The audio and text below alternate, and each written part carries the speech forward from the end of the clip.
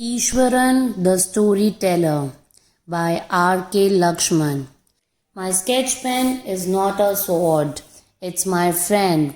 Such were the words of revered R.K. Lakshman. Rasipuram Krishnaswamy Iyer Lakshman, or as we call him R.K. Lakshman.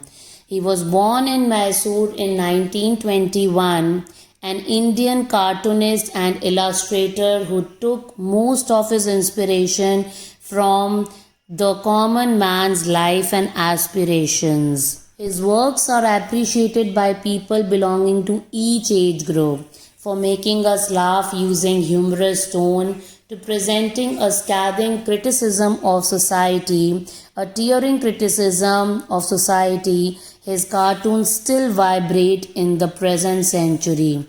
He was born in family of 8 children and was youngest of all.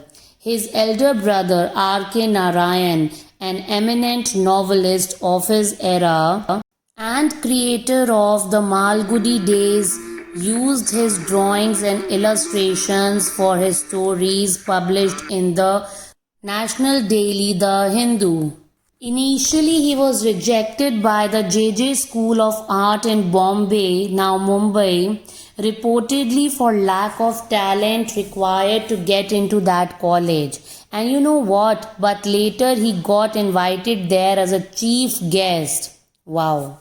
His cartoons and caricatures have become synonymous as the means to define Indian landscape in the simple terms. I would like to share some more about him. He joined the Times of India in 1951 and worked there for nearly 5 decades. Great. He was best remembered for his creation of The Common Man and the daily cartoon strip You Said It. His witty style has made him occupy a special place in our memories. He also created a popular mascot named Gattu, the crow, believed that crows were very clever birds. He has even drawn illustrations and cartoons which appear in television adaptation of Malgudi Days. He has also written numerous short stories and novels, namely The Hotel Rivera, The Messenger, and autobiography titled The Tunnel of Time. He was really a man of words. The Raman Magsaysay Award winner and Lifetime Achievement Award for Journalism by CNN IBN TV 18 also was awarded to him in 2008.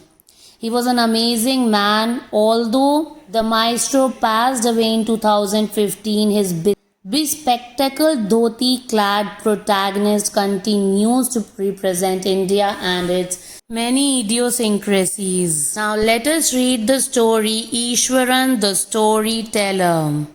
The story goes like this. There was Mahendra, who was supervisor in a firm. He used to prepare different construction sites. He had an asset. Asset means a precious one, a precious possession, in form of Ishwaran. Ishwaran was his cook. Ishwaran was skilled cook and good storyteller. He liked telling stories. He learned this storytelling art from Tamil horror thrill writers he used to read. His own description was greatly influenced from Tamil writers. Let's read on. The story was narrated to Ganesh by a young man, Mahendra by name. He was a junior supervisor in a firm which offered on hire supervisors at various types of construction sites, factories, bridges, dams, and so on. Mahendra's job was to keep an eye on the activities at the work site. He had to keep moving from place to place every now and then as ordered by his head office. From coal mining area to railway bridge construction site, from there after few months to chemical plant which was coming up somewhere. He was a bachelor, means unmarried. His needs were simple and he was able to adjust himself to all kinds of odd conditions.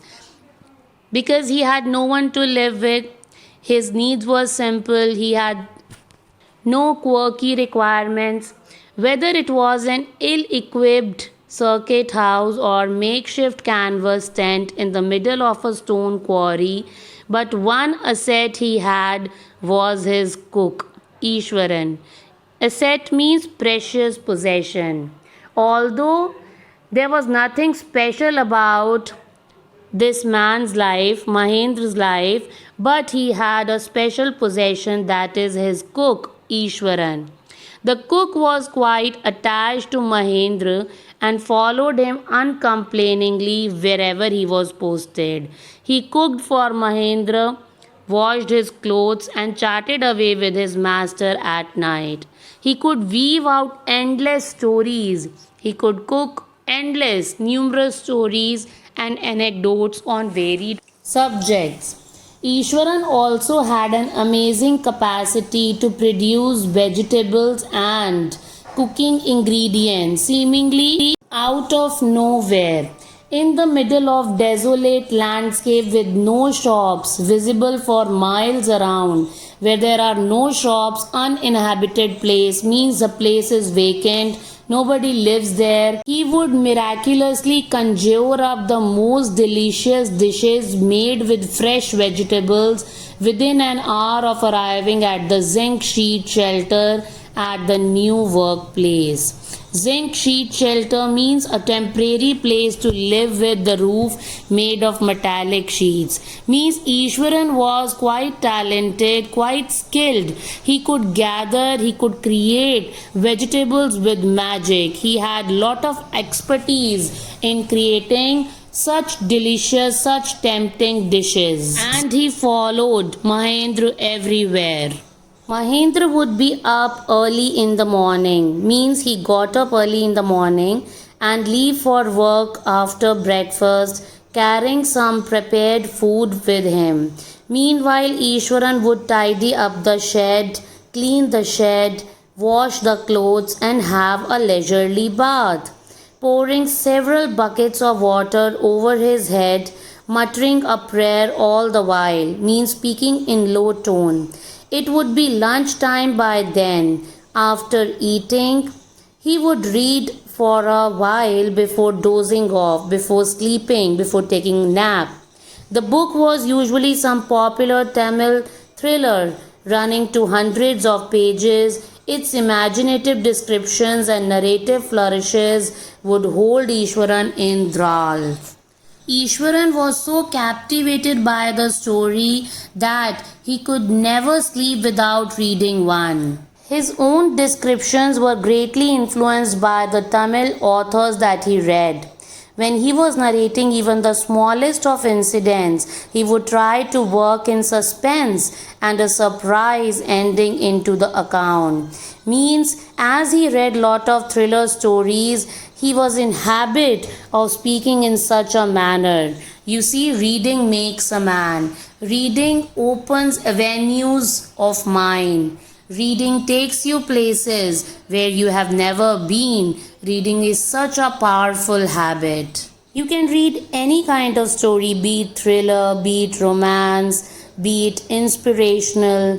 While this man, Ishwaran, he liked reading thrillers. For example, instead of saying that he had come across an uprooted tree on the highway, he would say with eyebrows suitably arched, means turning round and hands held out in the dramatic gesture, the roads were deserted and I was all alone. Suddenly I spotted something that looked like an enormous bushy beast, so big, lying sprawled across the road. I was half inclined to turn. I wanted to go towards it, but go back. But as I came closer, I saw that it was a fallen tree with its dry branches spread out. Mahendra would stretch himself back in his canvas chair and listen to Ishwaran's tales uncritically. Mahendra was so amused by this storyteller Ishwaran. He was essentially an asset to Mahendra.